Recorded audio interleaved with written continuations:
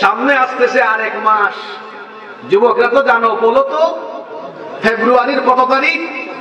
দেখছেন এখানে পরবর্তীকালে ইউরোপে, আমেরিকায়, পশ্চিমের দেশে, যে সকল দেশে কাপড় চোপড় নাই, ল্যাংটা হাঁটাহাঁটি করে, বউ থুইয়া 10 জন গার্লফ্রেন্ড নিয়ে ঘোরাফেরা করে, এরাও আচ্ছা যারা বউ থুইয়া 10 জন গার্লফ্রেন্ড নিয়ে ঘোরাঘুরি করে, বিয়ের আগে মেয়েদের পিছনে ঘোরাঘুরি করে, এদের চরিত্র ভালো না খারাপ? ভ্যালেন্টাইন নামে এক ব্যক্তি, তার ব্যাপারে উইকিপিডিয়াতে বিভিন্ন রকমের তথ্য এসেছে। কোথাও কোথাও তথ্য এসেছে সম্রাটের মেয়ের সাথে গোপনে গোপনে হারাম রিলেশন। ধর্ম যার যার উৎসব সবার, তো ধর্ম যার যার উৎসব সবার, এটা আবার কেমন কথা?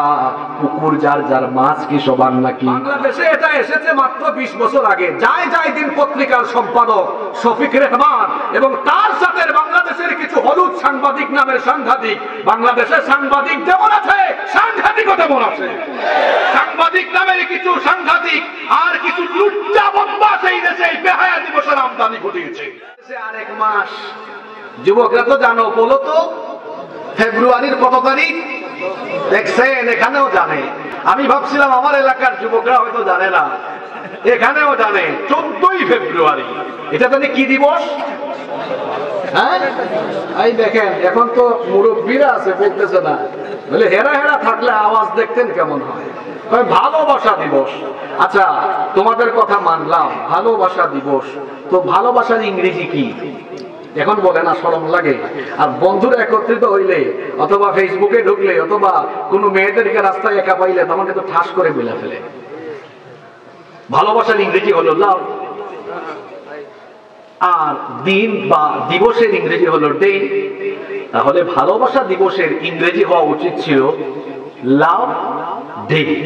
তো ভালোবাসা দিবসের ইংরেজি লাভ ডে না হয়ে ভ্যালেন্টাইন ডে কেন? নামের ভিতরেই বেজাল আছে। তো বেজালটা কোথায়? ভ্যালেন্টাইন একজন ব্যক্তির নাম, যেমন আমার নাম হাসিব, ভ্যালেন্টাইন হলো একজন মানুষের নাম। আমার নাম যেমন হাসিব, এরকম একজন মানুষের নাম ছিল কি?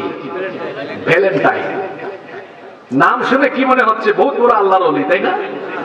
কথা বলেন না কেন? এখন 2024,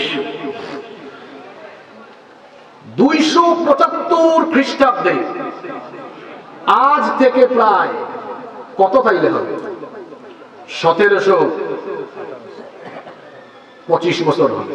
1725 বছর আগের কাহিনী বলতেছে। 275 খ্রিস্টাব্দে সম্রাট ক্লাডিয়াসের আমলে ভ্যালেন্টাইন নামে এক ব্যক্তি, তার ব্যাপারে উইকিপিডিয়াতে বিভিন্ন রকমের তথ্য এসেছে। কোথাও কোথাও তথ্য এসেছে সম্রাটের মেয়ের সাথে গোপনে গোপনে হারাম রিলেশন করেছে। কোথাও কোথাও তার ব্যাপারে তথ্য আছে যে এই ভ্যালেন্টাইন নামে এই ব্যক্তি তরুণ যুবকদেরকে হারাম রিলেশনের দিকে ধাবিত করত। তৎকালীন সম্রাট এই অপরাধে তাকে গ্রেফতার করে জেলখানায় রাখলেন। এরপরে 14ই ফেব্রুয়ারিতে তিনি তাকে মৃত্যুদণ্ড দিলেন। তাহলে 14 তারিখ তাকে মৃত্যুদণ্ড দেওয়া হলো বিরাট বড় নেক কাজ করার কারণে। যুবকদের কি হয়েছে? মুখে ঠাডা পড়ছে? তো কথা বলো না কেন? 14 তারিখ তাকে মৃত্যুদণ্ড দেওয়া হয়েছে বিরাট বড় নেক কাজের কারণে, তাই না? নাকি হারামের কারণে? এরপরে বহু বৎসর পরে খ্রিস্টান পোপ এই ভ্যালেন্টাইনের নামে এই দিবস ঘোষণা করলেন, ভ্যালেন্টাইন ডে।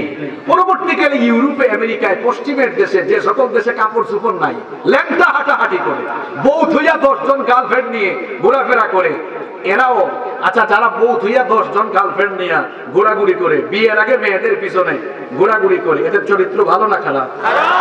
খারাপ তো যাবে খারাপের সাথে। এই খারাপরা আরম্ভ করছে, ওই খারাপের অনুকরণ আরম্ভ করলো ভ্যালেন্টাইন ডে পালন করা। আমার বাচ্চা ছাড়া এখানে যারা আছেন তারাও জীবনে এই দিবসের নাম শুনেন নাই। বাংলাদেশে এটা এসেছে মাত্র 20 বছর আগে। যায় যায় দিন পত্রিকার সম্পাদক শফিক রেহমান এবং তার সাথে বাংলাদেশের কিছু হলুদ সাংবাদিক নামের সাংঘাতিক, বাংলাদেশের সাংবাদিক যেমন আছে সাংঘাতিকও তেমন আছে। সাংবাদিক নামের কিছু সাংঘাতিক আর কিছু লুচ্চা বদমাশ এই দেশে বেহায়া দিবসের আমদানি ঘটিয়েছে। যুবক তরুণদেরকে বলবো, এই লুচ্চা বদমাশদের ফান্দে পা দিও না। বিজাতীয়দের অনুসরণ অনুকরণের কারণে আজ আমার যুবকদের চরিত্র নষ্ট হয়ে যাচ্ছে। আল্লাহ তাআলা এই জন্য বলেছেন, খবরদার সাবধান, কাফির বেঈমান বিধর্মীদের কোনো অনুসরণ অনুকরণ করো না, তাদের কোনো উৎসব পালন করো না। সামনে আবার আসতেছে পহেলা বৈশাখ, এই রোগ আগে দেখতাম শহরে ছিল, এখন দেখি এলাকায় এলাকায় গ্রামে গ্রামে ঢুকে গেছে। মঙ্গল শোভাযাত্রার আয়োজন করে, এরপরে দেখা যায় মঙ্গল প্রদীপ প্রজ্বলন করে।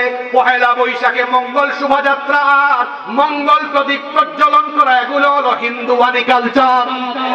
এই দেশ ওলিয়া উলিয়ারা আবাদ করেছেন, উলামা মাশায়েখদের মেহনতে গড়া এই জমিন, মসজিদ মাদ্রাসার এই জমিনে বিজাতীয়দের কালচার চলতে দেওয়া যায় না, ঠিক কি না? এজন্য আমার যুবকদেরকে বলতে চাই, খবরদার বিজাতীয়দের অনুসরণ অনুকরণ করো না। কারণ আল্লাহ তাআলা কোরআনুল কারীমের 11 নম্বর সূরা সূরা হুদের 113 নম্বর আয়াতে বলেছেন, ওয়ালা তারকানু ইলাল্লাযীনা যালামু ফাতামাসসাকুমুন নার ওয়া মা লাকুম মিন দুনিল্লাহি মিন আউলিয়া সুম্মা লা তুনসারুন। আল্লাহ তাআলা বলেছেন, সীমা লঙ্ঘনকারী জালিমদের তোমরা অনুসরণ করো না। বেঈমানগুলো হলো জালিম। কেমন জালিম? কারণ দুনিয়াতে সবচেয়ে বড় জুলুম হলো শিরক করা। এজন্য লুকমান হাকিম তার ছেলেকে উপদেশ দিতে গিয়ে প্রথম কথাই বলেছিলেন, ইয়া বুনাইয়া লা তুশরিক বিল্লাহ ইন্নাশ শিরকা লাযুলমুন আযীম। কলিজার টুকরা ছেলে আমার, আল্লাহর সাথে তুমি শিরক করো না, কারণ শিরক করা হলো সবচেয়ে বড় জুলুম। তো কাফির মুশরিক ইহুদি খ্রিস্টানরা এরা তো আল্লাহর সাথে শিরক করে, এই জন্য এরা হলো দুনিয়ার সবচেয়ে বড় জালিম। কারণ মুশরিক যারা দুনিয়ার সবচেয়ে বড় জালিম, তারা এরা সরাসরি শিরক করে যার উপরে, এরা সরাসরি জুলুম করে যার উপরে, তিনি কে? এই জন্য আল্লাহ বলেছেন, খবরদার বিজাতীয়দের অনুসরণ অনুকরণ করো না, যদি করো ফাতামাসসাকুমুন নার, জাহান্নামের আগুন তোমাদেরকে স্পর্শ করবে। সুতরাং যেই বিজাতীয়দের অনুসরণ অনুকরণ করলে জাহান্নাম আমাদেরকে আচ্ছন্ন করবে, সেই জাহান্নাম থেকে বাঁচার জন্য এই কাফির বেঈমানদের অনুসরণ অনুকরণ থেকে আমাদের বাঁচার দরকার আছে না নাই? নবীজি বলেছেন, মান তাশাব্বাহা বিকওমিন ফাহুয়া মিনহুম, যে ব্যক্তি কোনো বিধর্মী বিজাতীয়দের অনুসরণ করবে সে তাদের অন্তর্ভুক্ত হবে। যে যারা অনুসরণ করে তার সাথে তার হাসর হবে। ইহুদিদেরকে, খ্রিস্টানদেরকে, হিন্দুদেরকে অনুসরণ করে করে যারা উৎসব পালন করে ওদের সাথে তার হাসর হবে। দেখবেন দুর্গা পূজা যখন আসে তখন দেখা যায় আমার দেশের হিন্দু ভাই বোনেরা তারা দুর্গা পূজা পালন করুক, আমাদের কোনো আপত্তি নাই। কিন্তু মুসলমানের ছেলে দেখা যায় পূজা মণ্ডপে, মুসলমানের ছেলে ফেসবুকে পোস্ট দেয় শারদীয় শুভেচ্ছা, ব্যানার লাগায় শারদীয় শুভেচ্ছা। আর আমার দেশের কিছু নেতা নামের খেতাও আছে, তারা মসজিদেও যায়, মন্দিরেও যায়, ওখানেও গিয়ে বলে যে আমরা আসলে সবাই এক, নাউজুবিল্লাহ। ওই ধর্ম যার যার উৎসব সবার, তো ধর্ম যার যার উৎসব সবার, এটা আবার কেমন কথা? পুকুর যার যার মাছ কি সবার নাকি? পুকুর যার মাছ তার, দোকান যার পণ্য তার, ধর্ম যার উৎসব হলো তার, ঠিক কিনা? এই জন্য বিজাতীয়দের কোন অনুসরণ অনুকরণ করা যাবে। নাম্বার 3, যুবকদের চরিত্র নষ্ট হওয়ার 3 নাম্বার কারণ হলো আকাশ সংস্কৃতি। বলবেন হুজুর আকাশ সংস্কৃতি আবার কি? এখন তো অপসংস্কৃতি আমাদের পকেটে পকেটে, বাড়িতে বাড়িতে, ঘরে ঘরে ঢুকেছে। ওই আকাশে স্থাপন করা স্যাটেলাইটের মাধ্যমে, আকাশে স্থাপন করা স্যাটেলাইটের কারণে গোটা দুনিয়ায় বর্তমানে 13,000-এর বেশি টেলিভিশন চ্যানেল আছে। এই টেলিভিশন গুলো আমাদের ঘরে ঢুকেছে। টেলিভিশন গুলো আমাদের ঘরে ঢুকে ডিশের এন্টিনা লাগিয়ে সারাদিন দেখা যায় ভারতীয় সিরিয়াল, নাটক আর সিনেমা। এই সকল জিনিস দেখে দেখে আমাদের ছেলেরা নষ্ট, মেয়েরা নষ্ট।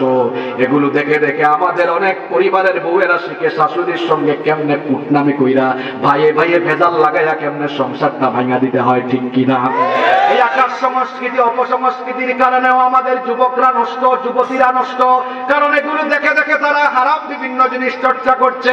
এই অপসংস্কৃতি আমাদের ঘরে ঘরে ঘরে ঘরে ঢুকে যাওয়ার কারণে অপসংস্কৃতির করাল খাবায়, অপসংস্কৃতির ছুবলে আমার যুবকরা নষ্ট হয়ে যাচ্ছে। এই জন্য যুবকদেরকে অপসংস্কৃতির হাত থেকেও বাঁচার দরকার আছে না নাই? যুব সমাজ ধ্বংসের 4 নম্বর কারণ হলো, যুব সমাজ ধ্বংসের 4 নম্বর কারণ হলো অশ্লীল গান বাজনা, অশ্লীল গান বাজনা, অশ্লীল নাটক, সিনেমা। এখন তো সিনেমা মানুষের পকেটে পকেটে চলে এসেছে। আগের যুগে মানুষ সিনেমা দেখার জন্য উপজেলা শহরে, জেলা শহরে যেত।